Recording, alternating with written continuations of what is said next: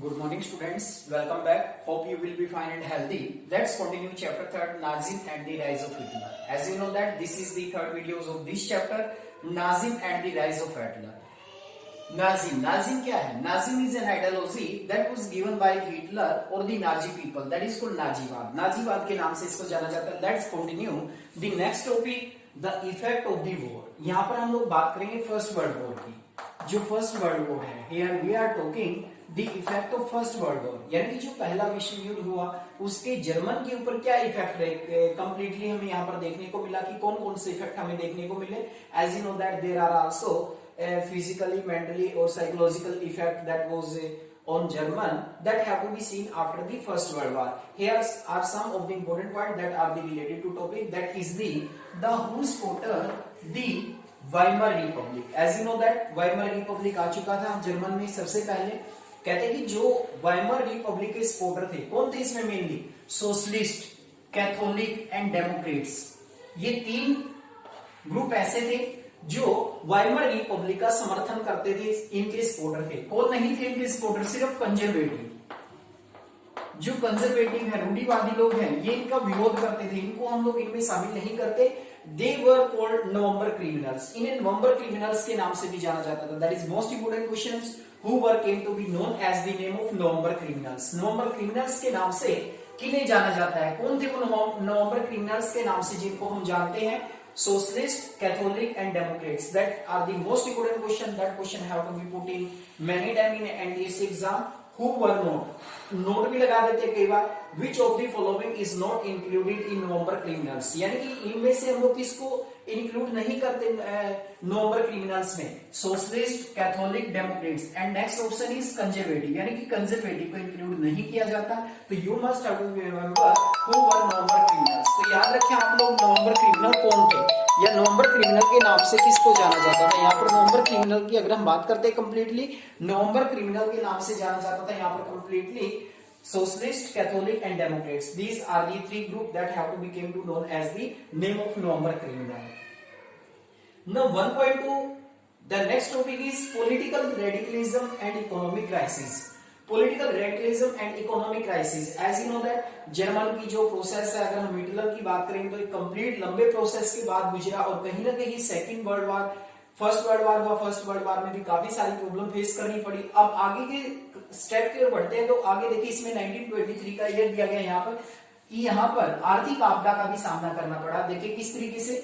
Political radicalism was only heightened by economic crisis of 1923. कहते हैं कि जो पॉलिटिकल राजनीति या अगर हम पॉलिटिकल रेडिकलिज्म की बात करते हैं, was only heightened by economic crisis of 1923. कहते हैं कि यहाँ पर सबसे ज्यादा जो आर्थिक तंगी आई वो 1923 में आई. देखिए क्या हुआ.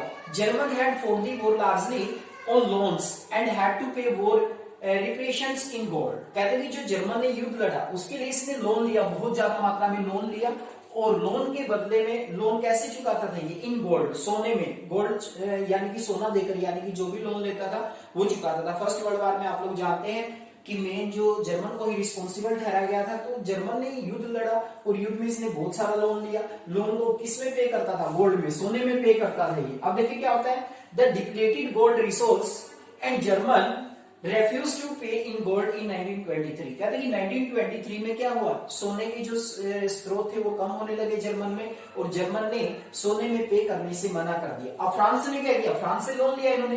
French occupy its leading industrial area Ruhr to claim their coal. देखो यहाँ पर क्या हुआ. रूहर क्या है? Industrial area. जर्मन का एक इंडस्ट्रियल एरिया था जहां पर बहुत ज्यादा कोल के भंडार पाए जाते थे. फ्रांस ने क्या किया? जब फ्रांस का लोन नहीं चुकाया तो उन्होंने रूहर के ऊपर अपना, यानी कि जो इंडस्ट्रियल एरिया था जर्मन का, उसके ऊपर अपना अधिकार किया. टू क्लेम देयर कोल, और वहां का जो कोयला था उसके ऊपर अपना दावा कर दिया. That is most important question here. What is Ruhr? Ruhr क्या है? Industrial area of German. German का इंडस्ट्रियल एरिया है. You must have to be remember. किसके लिए जाना जाता था रूहर को? कोल के लिए, यानी कि कोल का बहुत ज्यादा प्रोडक्शन होता था. जर्मन का पार्ट था ये, लेकिन फ्रांस का जब लोन नहीं पे कर पाया जर्मन, तो फ्रांस ने इसके ऊपर अपना अधिकार कर लिया. This crisis came to be known as hyperinflations, a situations when price were rose phenomenally high. कहते हैं कि अब यहाँ पर क्वेश्चन बनता है what is hyperinflation. Hyper inflation क्या है? हाइपर इन्फ्लेशन क्या होता है? A situation when prices rose phenomenally high, यानी कि जब वस्तुओं के दाम अचानक से एकदम से बहुत ज्यादा मात्रा में बढ़ जाते हैं, उसको बोलते हैं hyper inflation. That is most important question, what is hyper inflation? यानी कि दाम बढ़ जाना, एकदम से प्राइस बढ़ जाना वस्तुओं की, यानी कि जो प्राइस बढ़ते हैं अचानक से एकदम से बहुत ज्यादा प्राइस बढ़ना ही हाइपर इन्फ्लेशन कहलाता है। That is also economic term, economic term भी है। What is hyper inflation? Hyper inflation क्या होता है? अचानक से एक ऐसी सिचुएशन जिसमें अचानक से जो प्राइस होते हैं वो बहुत ज्यादा मात्रा में बढ़ जाते हैं। अब बात करते हैं हम लोग डेविस प्लान की। What is Davis plan? The next topic is what is Davis plan? Davis plan क्या था? The American intervene and ballot Germany out of the crisis by introducing Davis plan. Davis योजना थी, किसने introduce किया? Americans ने, यानी कि जो अमेरिकन्स थे उन्होंने जर्मन को आर्थिक आपदा से निकालने के लिए एक योजना बनाई। दिस योजना या this plan came to be known as Davis plan. इस योजना को डेविस प्लान के नाम से जाना गया। डेविस प्लान का नाम दिया गया इसे the year of depression.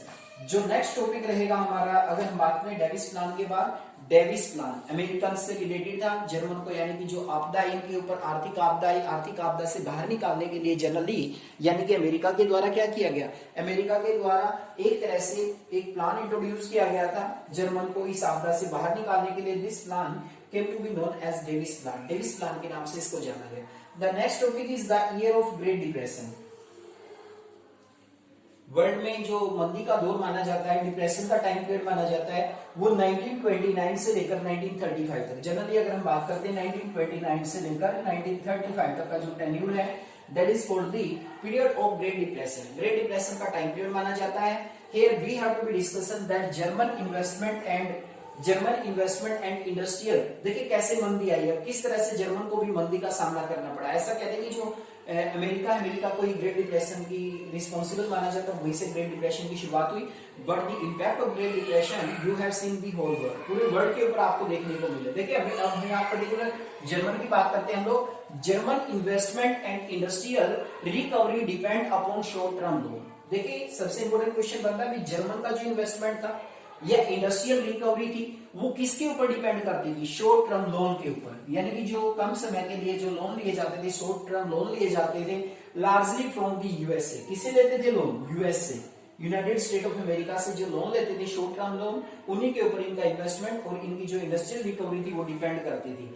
This would withdraw when Wall Street exchange crashed in 1929। कहते हैं कि जो अमेरिका लोन देता था, छोटे लोन देता था जर्मन को, 1929 में क्या हुआ? 1929 में यानी कि जो वॉल स्ट्रीट एक्सचेंज है ये क्रश हो गई थी 1929 में। इस कारण से अमेरिका ने यानी कि जर्मन को लोन देना बंद कर दिया। आप जानते हैं कि जो ग्रेट डिप्रेशन है उसकी शुरुआत कहीं ना कहीं यूएस से हुई थी और यूएस के अंदर भी बहुत ज्यादा प्रॉब्लम फेस करनी पड़ती है। यहाँ तक कि बैंकिंग सिस्टम है जो वहां का पूर्ण रूप से इफेक्ट हुआ था। तो लोन देने ही बंद कर दिए यूएस ने।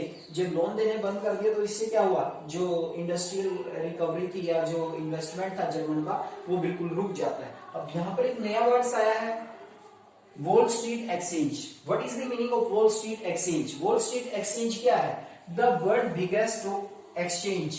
वर्ल्ड की सबसे बड़ी जो स्टॉक एक्सचेंज मानी जाती है वो क्या है? Wall Street Exchange, where it is located? It is located in USA. That is the most important topic, students, that you have to study here. Now, once again, I would like to tell all of these topic you have to be recalling this. The effect of war. Here you have to be introduced about the November criminals. November criminals की यहाँ पर बात करते हैं socialist, Catholic and Democrats. You must have to be remember who were November criminals. कौन नहीं था? Conservative नहीं थे, कंजर्वेटिव को छोड़ दीजिए, सोशलिस्ट, कैथोलिक और Democrats. These are also called November criminals because they are the supporter of the Weimar republic. कहीं ना कहीं जो वाइमर रिपब्लिक है वो फर्स्ट वर्ल्ड वॉर का भी रिस्पॉन्सिबल माना जाता है और कहीं ना कहीं जो वाइमर रिपब्लिक था वो कहीं ना कहीं रिस्पॉन्सिबल माना जाता है जर्मन के साथ जो ऑपरेसिव ट्रीटी हुई थी उसके लिए भी। Political radicalism and economic crisis की शुरुआत होती है 1929 में। अब लोन लिया जर्मन ने फर्स्ट वर्ल्ड वॉर लड़ने के लिए, लोन को गोल्ड में पे करता था लेकिन धीरे धीरे गोल्ड कम हुआ, तो जब इसने लोन देने से मना किया तो फ्रांस ने रूहर जो इंडस्ट्रियल एरिया था जर्मन का जहां से कोल प्राप्त होता था उसके ऊपर फ्रांस ने अपना अधिकार किया। कब किया? 1929 में। You are studying here world history. History means study of dates. 1923 में, that is most important year. What is Ruhr? Industrial area of German. German का industrial area था And the next topic is hyperinflation. What is hyperinflation? That is an economic term, a situation where prices rose phenomenally high. यानी कि एक ऐसी situation जिसमें अचानक से जो दाम होते हैं वस्तु के बहुत ज्यादा बढ़ना शुरू हो जाता है, that is called hyperinflation. Now we are talking about the Davis plan. What is Davis plan? Davis plan किसने इंट्रोड्यूस किया? अमेरिकन्स ने. Intervene and bailed Germany out of the crisis by introducing Davis plan. कहते हैं कि Davis plan क्यों introduce किया गया American के द्वारा? जर्मन को आर्थिक आपदा से बाहर निकालने के लिए. That is most important. The year of depression 1929 से लेकर 1935 का जो टेन्यूर माना जाता है, that is the time period of great depression. आर्थिक मंदी का समय था ये. इस समय पर क्या हुआ? जर्मन का ज्यादातर इन्वेस्टमेंट है और इंडस्ट्रियल जो रिकवरी है वो डिपेंड करती थी शॉर्ट टर्म लोन. कहां से लेता था? यूएस से. लेकिन जब ग्रेट डिप्रेशन की शुरुआत होती है 1929 में, यूएस ने लोन देना बंद कर दिया. This sport withdrawal when Wall Street exchange crush इन 1929. यानी कि जो वॉल स्ट्रीट एक्सचेंज थी, वर्ल्ड मार्केट होती है, स्टॉक मार्केट कहते हैं जिसको हम लोग, the world biggest stock market, situated कहां पर है? यूएस के अंदर. देखो क्या हुआ था, एक इंपॉर्टेंट चीज है यहाँ पर जो रह चुकी है हमारी, in single day.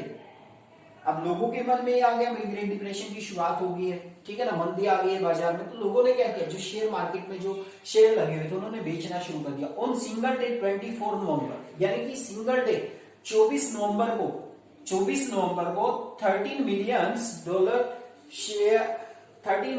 Share sold. कहते हैं कि 13 मिलियन जो शेयर थे वो एक दिन में बेच दिए गए. 13 मिलियन. देख लीजिए आप लोगों के मन में जो फियर था ग्रेट डिप्रेशन का, कहीं ना कहीं लोगों ने फियर में आकर ऐसा कदम उठाया. उन्होंने जो वॉल एक्सचेंज है उसमें जो शेयर लगाए हुए थे, शेयर जो इन्वेस्टमेंट किए हुए थे, उनको एकदम से बेच दिया, क्योंकि उनके मन में डर था कि आने वाले समय में मंदी और आएगी और बहुत लंबे समय तक चलेगी. इस कारण से उन्होंने फियर में आकर बेच दिया, जिसके कारण क्या है, अमेरिका जैसे पावरफुल कंट्री ने भी जर्मन जैसे कंट्री को लोन देने से मना कर दिया. These are the complete condition that is related to Great Depression 1929.